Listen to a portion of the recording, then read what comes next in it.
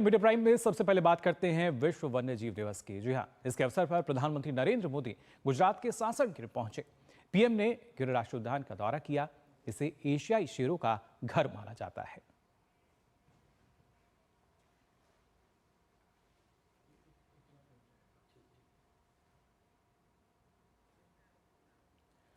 आज विश्व वन्य जीव दिवस और इसके संरक्षण के लिए लगातार हम देखते हैं किस तरीके से पिछले एक दशक में काफ़ी काम किया गया है, कई कदम उठाए गए हैं। और इसी कड़ी में प्रधानमंत्री नरेंद्र मोदी जो हैं वो भी सासन गिर पहुंचे। और इस दौरान हमने देखा किस तरीके से वहाँ पर वो जो फोटोग्राफी है वो करते नजर आए। अलग अलग वन्य जीवों के जब घर की बात की जाती है, आवास की बात की जाती है, ये प्रकृति और जिस तरह का इकोसिस्टम है, या भारत में जब हम जैव विविधता बायोडाइवर्सिटी की बात करते हैं, उस लिहाज से काफ़ी महत्वपूर्ण कि किस तरीके से आज का जो दिन है वो महत्वपूर्ण और खासतौर से एशियाई शेरों का घर कहा जाता है जो हमारा सासन का राष्ट्रीय उद्यान है। तो वहाँ पर आज प्रधानमंत्री पहुँचे हैं। और साथ ही प्रधानमंत्री नरेंद्र मोदी ने राष्ट्रीय वन्यजीव बोर्ड की 7वीं बैठक की अध्यक्षता भी की। गुजरात के सासन गिर में हुई बैठक में केंद्रीय पर्यावरण मंत्री के साथ शीर्ष अधिकारी और अन्य हितधारक इसमें शरीक हुए। बैठक में वन्यजीव संरक्षण से जुड़ी पहल और प्रयासों पर मंथन हुआ। प्रधानमंत्री ने इसको लेकर महत्वपूर्ण सुझाव भी दिए। पीएम ने वन्यजीव नेशनल रेफरल सेंटर जूनागढ़ की आधारशिला भी रखी। 16वें एशियाई शेर जनगणना 2025 पहल का भी पीएम ने शुभारंभ किया। पीएम ने मानव वन्यजीवन संघर्ष प्रबंधन के लिए कोयम्बटूर में उत्कृष्टता केंद्र की स्थापना की भी घोषणा की। साथ ही प्रधानमंत्री ने भारत में रिवर डॉल्फिन की जनसंख्या से जुड़ी रिपोर्ट भी जारी की।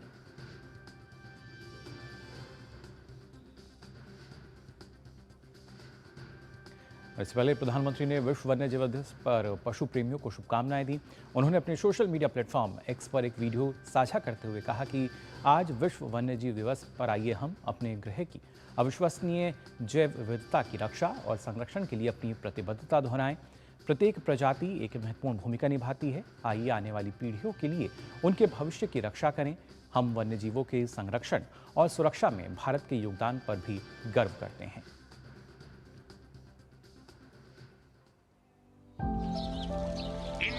Is a country where protecting nature is a part of culture.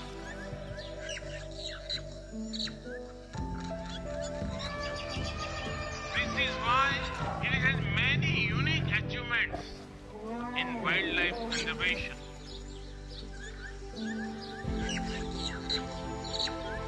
आज विश्व भर के वन्य जीव प्रेमियों के मन में ये सवाल है, जब अनेक टाइगर रेंज देशों में उनकी आबादी स्थिर है या आबादी घट रही है, तो फिर भारत में तेजी से बढ़ क्यों रही है? इसका उत्तर है भारत की परंपरा, भारत की संस्कृति और भारत के समाज में बायोडायवर्सिटी को लेकर, पर्यावरण को लेकर जो हमारा स्वाभाविक आग्रह है, और वही सफलता के अंदर छिपा हुआ है। हम इकोलॉजी और इकोनॉमी में कॉन्फ्लिक्ट नहीं मानते, बल्कि दोनों के बीच को एक्जिस्टेंस को महत्व देते हैं। वाइल्ड लाइफ का संरक्षण किसी एक देश का नहीं, बल्कि एक यूनिवर्सल इश्यू है। इसके लिए इंटरनेशनल अलायंस समय की जरूरत है।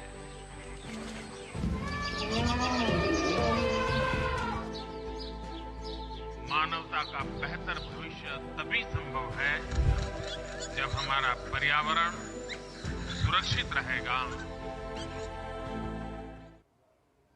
तो ये वीडियो प्रधानमंत्री ने साझा किया है अपने सोशल मीडिया प्लेटफॉर्म एक्स पर।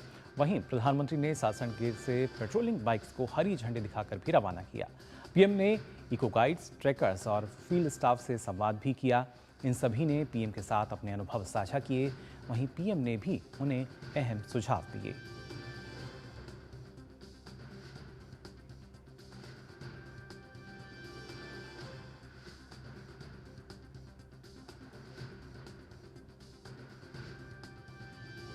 तो आज वन्यजीव दिवस है और किस तरीके से हमारे देश में हमने देखा है इसको लेकर पिछले एक दशक की अगर बात की जाए काफ़ी बदलाव आया है जिसकी आवश्यकता भी थी। इस पर चर्चा के लिए हमारे साथ आप बता दें डॉक्टर वाई झाला जी वैज्ञानिक हैं, वो जुड़े हैं एनसीवीएस बेंगलोर से, इंसा के वरिष्ठ वैज्ञानिक हैं। बहुत बहुत स्वागत आपका डॉक्टर झाला। सबसे पहले जानना चाहेंगे आपसे किस तरीके से आप देखते हैं, क्योंकि पिछले एक दशक में जिस तरीके से प्रधानमंत्री नरेंद्र मोदी के नेतृत्व में जब हम बात करते हैं वन्यजीव संरक्षण को लेकर जो कदम उठाए गए हैं, किस तरह का असर उनका अब आपको नजर आता है? हिंदुस्तान आप देखें तो पूरे विश्व में आगे है कंजर्वेशन के लिए। और जैसे नरेंद्र साहब मोदी साहब ने बताया कि हमारे देश में सिंह की संख्या, बाघों की संख्या, हाथी की संख्या, तेंदुओं की संख्या सबका बढ़ाव हो रहा है, जबकि कि बाकी देशों में ये नामुमकिन माना जाता है। तो ये हमारे यहाँ की कल्चर और रिलीजन की इम्पोर्टेंस है, और भारत लोगों के जो प्रेम होता है पशुओं के लिए, वो इसकी इसकी यही वजह है।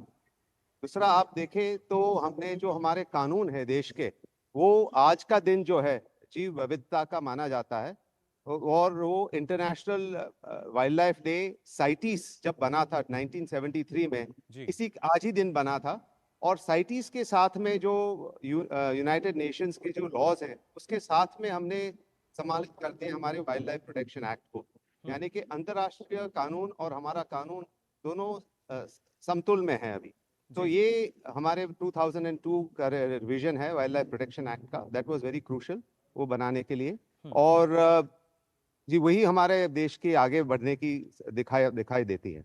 जी बिल्कुल। और ऐसे में डॉक्टर वाई झाला, क्योंकि जब हम बात करते हैं जैव विविधता को लेकर, किस तरीके से आप इसको देखते हैं, खासतौर से जब वैश्विक परिस्थिति भी हम देखते हैं और आज के समय में अगर देखा जाए कितना महत्वपूर्ण और भारत में जिस तरह की जैव विविधता है? हमारे जो टाइगर रिजर्व्स बने हैं साहब, अभी 53 टाइगर रिजर्व्स हैं हिंदुस्तान में, और उसकी वजह से टाइगर की बढ़ोतरी हुई है। आप बाघों सिंह को देखें तो गिर का नेशनल पार्क है और सेंचुरी है, उसके बाहर भी अभी 30,000 स्क्वायर किलोमीटर के अंदर हमें सिंह पाए जाते हैं। तो ये मनुष्य के साथ 45% टाइगर पॉपुलेशन टाइगर रिजर्व के बाहर है, और ऑलमोस्ट 60% जो सिंह हैं वो मनुष्य के साथ जीते हैं। तो ये हमारा हिंदुस्तान के लोगों का जो टॉलरेंस है वही सबसे इम्पोर्टेंट है कि हम ये बड़े बड़े जो मांस पक्षी जानवर हैं उनके साथ में जी सकते हैं। जब मांस पक्षी जानवर एक जगह पे रहते हैं तो पूरी इकोलॉजी उसकी वहां पर संतुलित में होती है। तो ये एपेक्स कार्निवोर्स हैं, जिसकी वजह से आप देखें तो पूरी बायोडाइवर्सिटी और ट्रॉफिक लेवल्स संतुलन में होते हैं। तो ये भारत का ही एक उद्देश्य है जहाँ पर हो सकता है, बाकी कहीं दुनिया में आपको देखने को नहीं मिलेगा। बिल्कुल। और उसी वजह से क्या डॉक्टर साहब एक आवश्यकता हम मान सकते हैं जो कि लगातार चली आ रही थी कि कैसे उनको हम बेहतर ढंग से उनका संरक्षण कर सकते हैं, जिससे आने वाले समय में भी जो प्रकृति के जब इकोसिस्टम की हम बात करते हैं तो वो बेहतर बना रह सके? बायोडाइवर्सिटी कंजर्वेशन जो है वो पॉवर्टी में नहीं होती, प्रॉस्पेरिटी से होती है। जब लोग बिल्कुल जब खाने के लिए नहीं होते तो जंगल के पेड़ काटते हैं और जीव जंतु को खा के अपना गुजरान चलाते हैं। प्रॉस्पेरिटी जैसे देश में बढ़ती है वैसे बायोडाइवर्सिटी कंजर्वेशन बढ़ता है। तो आप देखिए कि जहाँ हिंदुस्तान में जहाँ जहाँ प्रॉस्पेरिटी फैली हुई है, जहाँ पर हमारे यहाँ गरीबी हट रही है, वैसे ही बायोडाइवर्सिटी रिकवर कर रही है। टाइगर का पॉपुलेशन देखें तो ब्रिटिश के टाइम में बिल्कुल उसकी नाश हो चुका था, और 1972 में हमने वाइल्ड लाइफ प्रोटेक्शन एक्ट किया, प्रोजेक्ट टाइगर बनाया। उसके बाद में टाइगर की संख्या बढ़ी, पर बीच में जब पोचिंग हुई चाइना के लिए, जब चाइना में मार्केट बन गया तो टाइगर पॉपुलेशन का क्रैश हो गया। अभी टाइगर वापस आ रहे हैं, और कहाँ आ रहे हैं? जहाँ पर प्रॉस्पेरिटी है वहाँ पर, जहाँ पर आर्म्ड कॉन्फ्लिक्ट नहीं है, यानी कि हमारे देश में जहाँ पर पॉलिटिकल स्टेबिलिटी आ रही है, नेक्सल एरियाज में ये कम हो रहे हैं। पर जहाँ नेक्सलाइट हमने हटा दिए हैं, जैसे कि श्रीशैलम है, अपने सिमलीपाल है, पालामू है, वहाँ से जहाँ से नेक्सल मूवमेंट्स हट गई हैं वहाँ पर टाइगर रिकवरी देखी जा रही है। तो ये हमारे law and order situation improvement और ह्यूमन बीइंग की जो प्रॉस्पेरिटी है उसकी वजह से बायोडाइवर्सिटी वैल्यूज़ हमारे देश में बढ़ रही है। जी बिल्कुल, उसकी वैल्यूज़ और बढ़ती हुई नज़र आती हैं, और ख़ासतौर से जब मौका ऐसा हो। हमारे साथ हमारे संवाददाता तापस भट्टाचार्य भी जुड़ चुके हैं, और उनके साथ प्रशांत तोमर भी हैं, गिरवेस के जो डेप्यूटी कंजर्वेटर हैं।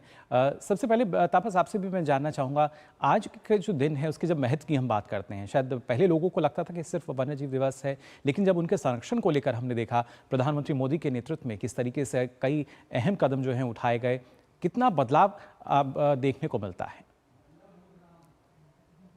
देखिए पहली बात तो ये है कि वर्ल्ड वाइल्ड लाइफ डे है, उसके दिन पहले प्रधानमंत्री नरेंद्र मोदी सुबह सफारी पे निकले।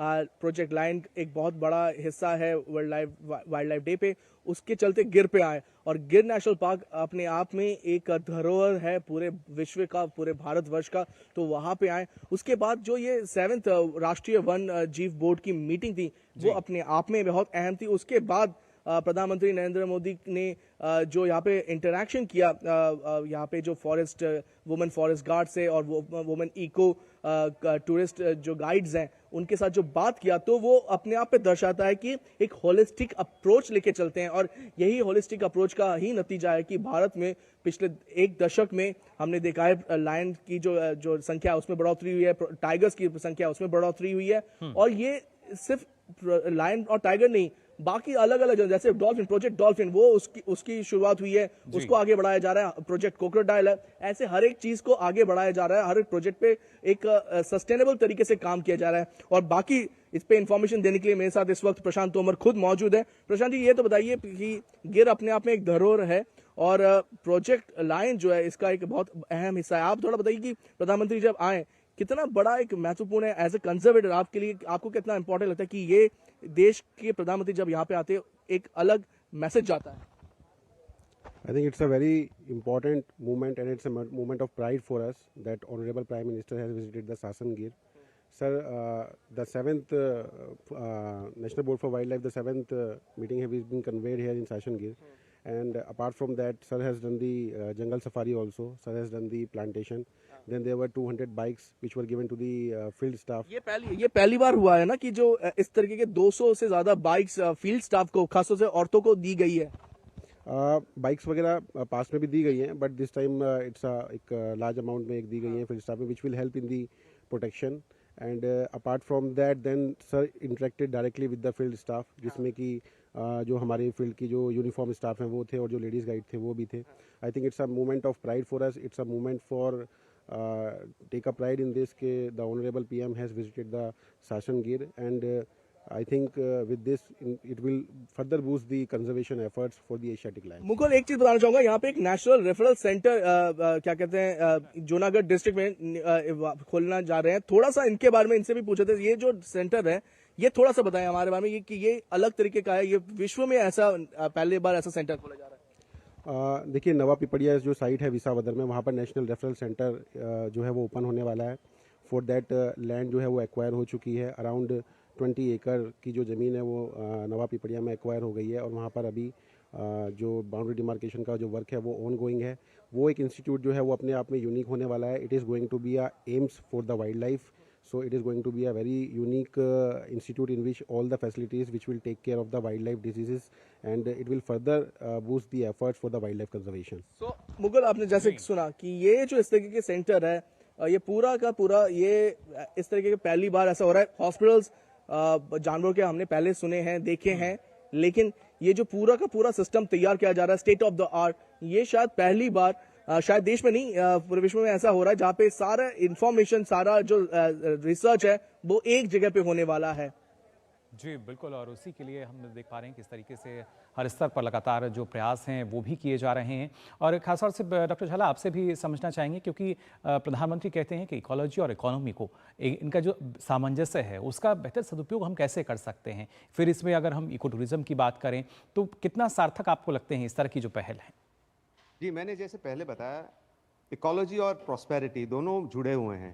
जब लोग प्रॉस्पर करेंगे तभी वो इकोलॉजी बचा पाएंगे, और इकोसिस्टम सर्विसेज एक बार नष्ट हो जाती हैं तो फिर प्रॉस्पेरिटी आती ही नहीं जी। तो आप शॉर्ट टर्म पे आप ला सकते हैं, यानी कि फर्टिलाइजर वगैरह वगैरह यूज करके, पर जो नेचुरल सिस्टम्स हैं उसको अगर हमने हानि पहुंचा दी तो फिर आगे की पीढ़ियों के लिए बहुत मुश्किल हो जाएगा। हमें 20 साल 25 साल 50 साल तक हम जी पाएंगे, पर उसके आगे फिर बहुत मुश्किल हो जाएगी। तो ये दोनों संतुलन रखना बहुत ही इंपॉर्टेंट है। और इसमें जो हमारा पंचायती राज है, जो हम बोलते हैं कि रूरल इंडिया को हम प्रॉस्परस बनाएं, यही बायोडाइवर्सिटी के लिए सबसे बेस्ट है। क्योंकि अर्बन सेंटर्स जो होते हैं वहाँ बायोडाइवर्सिटी नष्ट हो जाती है, जहाँ पर पॉवर्टी ज़्यादातर होती है वहाँ भी नष्ट हो जाती है। तो रूरल इंडिया, पंचायती राज जो हमारे हैं उसको हम स्ट्रेंथन करें और बायोडाइवर्सिटी को साथ साथ में कंजर्व करें, तो यही आगे की प्रेरणा हो सकती है।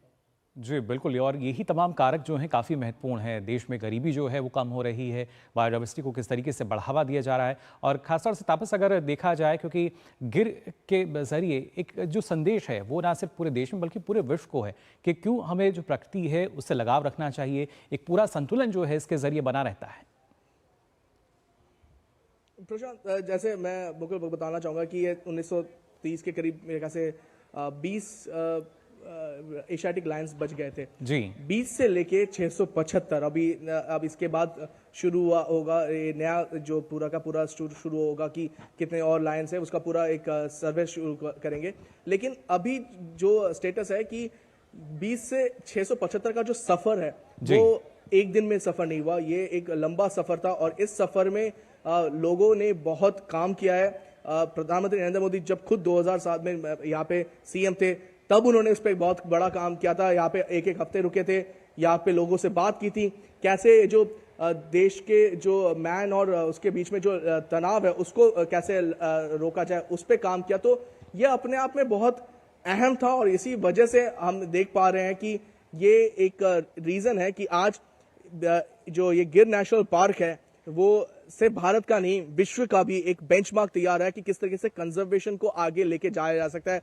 मैन और एनिमल का जो कॉन्फ्लिक्ट है उसको कितना कम किया जा सकता है, किस हद तक उसको मिनिमाइज किया जाता है, ये इसका क्लासिक एग्जाम्पल है। जी बिल्कुल, ये अपने आप में एक बड़ा उदाहरण। और खासतौर से डॉक्टर झाला आपसे भी हम समझना चाहेंगे, क्योंकि जब हम बात करते हैं कि कैसे जो एक पारिस्थितिकी तंत्र इकोसिस्टम जो है उसकी बेहतरी के लिए जब हम मानव कल्याण की तो बात करते हैं, उनको किस तरह की सुविधाएं मिले, लेकिन उसके साथ साथ जो हमारी जैव विविधता है, वन्य जीवों की बात की जाए तो कहीं ना कहीं ये दोनों का ही सामंजस्य है जो कि प्रकृति को और ज़्यादा मजबूती देता है। प्रकृति के बिगाड़ तो मनुष्य जी ही नहीं सकते और बायोडाइवर्सिटी वैल्यूज जो है उसी के ऊपर तो हम जीते हैं। तो टेक्नोलॉजी उसका आंसर है कि हम बायोडाइवर्सिटी को नष्ट करके टेक्नोलॉजी से कुछ करवा लेंगे, पर वो शॉर्ट टर्म सॉल्यूशन है। लॉन्ग टर्म जो प्लैनेट की सस्टेनेबिलिटी है वो हमारी जीव विविधता से ही है। तो ये जो हमारे भारतवंश में जो हमारा रिलीजियस सेंटिमेंट्स हैं, कल्चरल सेंटिमेंट्स हैं कि हम बायोडाइवर्सिटी के कस्टोडियन मानते हैं अपने आप को, नेचर के कस्टोडियन जो हमारे रिलीजियंस प्रीच करते हैं। आप वेस्टर्न रिलीजियंस को देखेंगे तो वो बायोडाइवर्सिटी के डोमिनेंस करते हैं, यानी कि यूटिलाइजेशन होता है, उनका फिलॉसफी ही अलग है। तो हमारे यहाँ पॉवर्टी होने के वजह, पॉपुलेशन होने के बावजूद इतनी बायोडाइवर्सिटी बची क्यों है? क्योंकि हमारे ये एटीट्यूड्स ही जो बचा रहे हैं। तो डेंसिटी, पॉपुलेशन डेंसिटी और पॉवर्टी की वजह से बायोडाइवर्सिटी का नष्ट नहीं होता, परंतु एटीट्यूड्स जो होते हैं लोगों के उसकी वजह से उसका नाश किया जाता है। तो जब ब्रिटिश हमारे यहाँ कॉलोनाइज कर रहे थे तब वो जानवरों को मारने के लिए स्टेट स्पॉन्सर्ड बाउंटीज देते थे, यानी कि आप पूरी प्रजाति को नष्ट कर दीजिए और उसके लिए स्टेट पैसा देती थी लोगों को। तो ये जो प्रथा थी वो हमारे कल्चर में नहीं है और कभी ना ही थी, इसलिए बचे थे। और उसके बाद में जब कंजर्वेशन शुरू हुआ 1970 से आज तक, जैसे बता रहे हैं कि सिंह की प्रजाति करीबन 20 से 50 ही बची थी और आज हमारे पास 700 के आसपास हैं। तो ये बचाए गए थे, नवाब जूनागढ़ के नवाब थे उसी के राज्य में बचे थे, वो राजा ने उसको बचा के रखा था। उसके बाद में गवर्नमेंट ऑफ इंडिया ने उनसे बढ़ाया। तो आज 700 सिंह हमारे देश में हैं, कहीं नहीं पाए जाते एशियाटिक लायंस। जी बिल्कुल, और उसी वजह से और ज़्यादा सार्थक होता हुआ नजर आता है आज का जो दिवस है, वन्यजीव दिवस है, उनके संरक्षण के लिए जिस तरीके से प्रयास किए जा रहे हैं। फिलहाल डॉक्टर झाला और तापस, आप दोनों का बहुत बहुत धन्यवाद हमारे साथ जुड़ने के लिए। तो आपने जाना किस तरीके से जब हम बात करते हैं अपने देश में जैव विविधता को लेकर कई प्रयास जो हैं इसके लिए किए गए हैं और ये बहुत ज़रूरी हैं, बहुत आवश्यक हैं, जिससे कि एक बेहतर जो संतुलन है वो बना रहे। फिलहाल मिड डे प्राइम में हम यहाँ रुकने एक छोटे से ब्रेक के लिए जल्द